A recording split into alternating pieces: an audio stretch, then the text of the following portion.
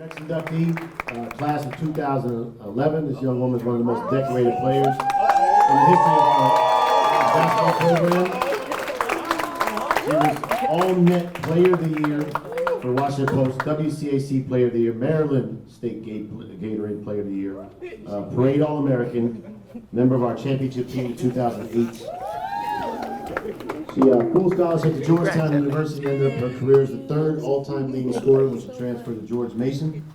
She earned a Bachelor of Science degree in Sports Management in 2015 from George Mason and studied Master of Arts in Interdisciplinary Studies in Film from George Mason as well. Her nominators, Jonathan Brown, William Brown, Wanda Brown, and Jordan Brown, we thank you for the nominations. And her favorite quote was, "Excuses are monuments of nothingness." She shared that it means everything. McNamara is home. Each staff believed in me and gave me a chance. For that, I am grateful. Without them taking a chance on me, I'm not able to accomplish as much as I did. Let's please welcome Ms. Taylor Brown to the podium.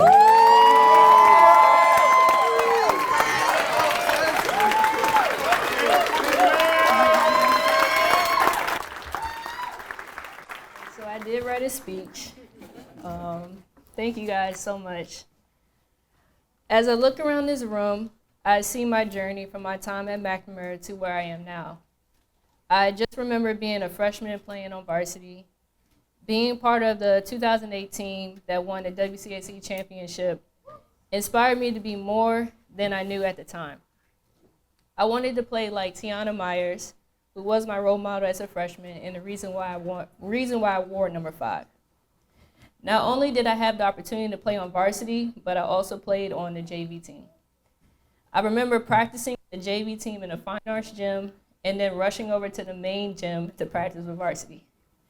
It was a very humbling experience, going from playing 40 minutes in one game to 2 minutes in another. But it taught me a great deal of humility, and in all seriousness, I think the best part about playing for both teams was that I had so many teammates. They weren't just people I suited up with, they were my friends and constantly made me smile. They celebrated my wins proudly, and they gave me nicknames like T5 and TB. I can still hear Shanice calling me T5 to this day.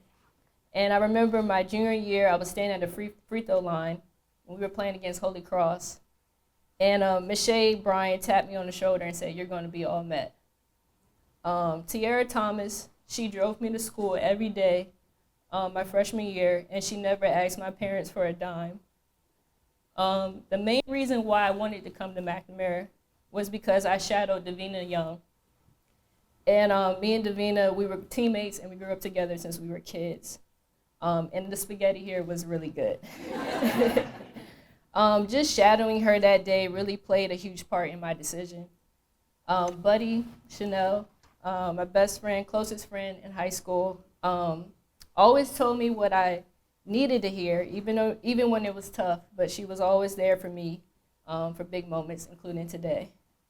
No matter how shy or quiet I can be, Tiff always made sure I felt part of the team and continues to do so. Reflecting on those memories, I want to take a moment to acknowledge something deeply personal. In just the past 3 weeks, I've lost 2 teammates from my collegiate and professional years. And those losses reminded me of how much I love my teammates. Your teammates are the ones who are on the front line with you. They know you better than yourself. And some of your best memories on and off the court are with them. So I just want to take the moment to thank all of my teammates. Transitioning to my coaches, I'm not sure if too many people know this, but I played for 3 different coaching staffs during my time here. And I'm really lucky to say this, but each coaching staff believed in me, pushed me, and gave me the space and a chance to grow. Without each coach taking a chance on me, I wouldn't have been able to accomplish everything I did. Coach Surratt saw something in me, putting me on varsity as a freshman. Coach Davis didn't stop coaching me after JV. Every time I looked up, he was still there coaching me after college. I'd like to share a short story from my junior year.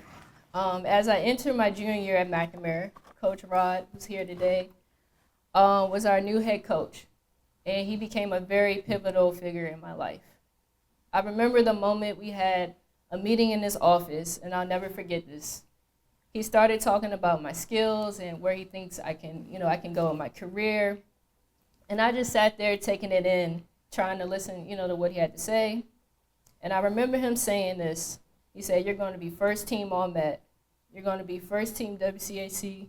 You're going to be WCAC Player of the Year, Gatorade Player of the Year." And to fast forward to the end of my junior year, every single prediction he made came true.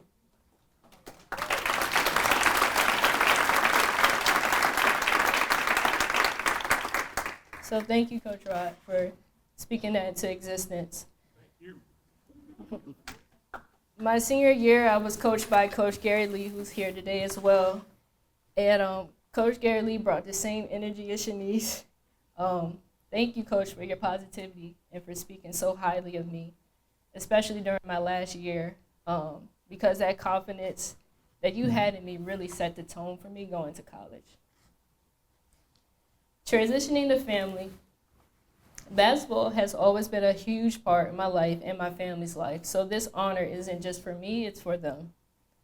Since I was 6 years old, my dad taught my big sister and I how to play basketball in our driveway, and I remember my dad always saying, "We're gonna be out here all night until we get this right." There were times where my older sister and I would burst out into tears because we had to redo our drills over and over until we got it right.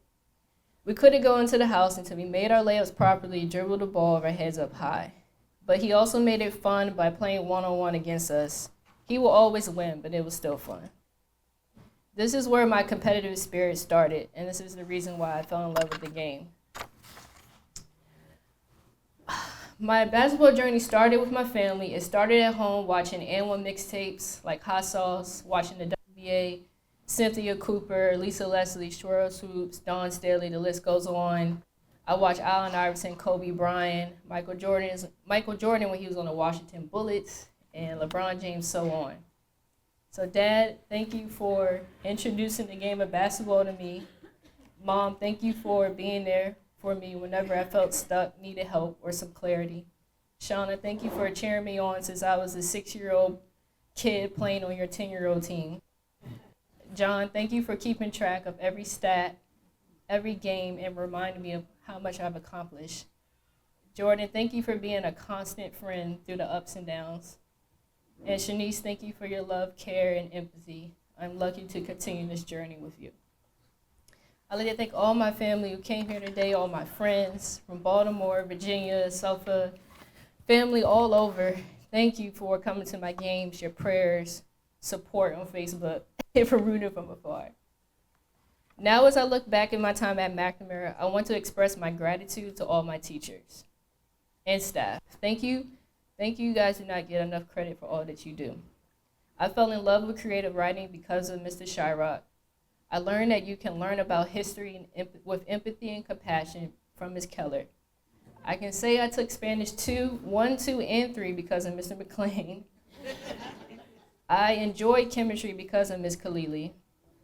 I run a video production company, and I get the opportunity to capture stories for We Are All Educators organization because of Mr. Holloman. I believe in guardian angels because of Ms. Palmer. I've learned the importance of remembering people's names and to always greet people with a smile because of Dr. Clark. So thank you to all my teachers, staff, for seeing me for more than just a basketball player. Because of McNamara, I believe I can pretty much do anything I put my mind to. I believe I could play collegiate basketball, so I played and I studied at 2 universities in the DMV, Georgetown and George Mason. I believe I could run basketball camps from the youth, so I came back and I hosted a free girls basketball camp here at Bishop McNamara after college. I believe I could play professional basketball, so I went overseas, lived and played in 6 different countries. And I believe I could run a video production company, so I've helped many small businesses, nonprofits, and news stations in the area. I'd like to take the moment to thank my video production team and creative friends, Nathan, Kat, who are here today, Don, Tori, Rigo Productions, Pam Miner, so many more. I'm just really grateful for your support, especially while I was bouncing back and forth, going overseas, coming back, working, going back overseas. You guys always supported me during my journey. Even though I've accomplished a lot, I'm almost done, guys. I think it's also just as important to highlight that I've failed just as much. I've transferred during a time in college when it was not so cool to transfer. It was kind of frowned upon. I sat out for a year during my redshirt year, and I had to rebuild myself up again to the player I knew I could be. When I went overseas, I thought I was on top of the world. However, during my first year abroad, I faced a major setback. I was cut from a team for the first time in my life, and this experience happened the same time I lost my grandmother. I was devastated, and this shattered my confidence and forced me to take a break for the game for a few months. Despite this, I developed a strong mindset of resilience, and I eventually bounced back, went back overseas, and I promised myself I would never feel that pain again. When I returned, I achieved a career high of 50 points in a single game, and I went on to win 2 championships along with 2 MVPs.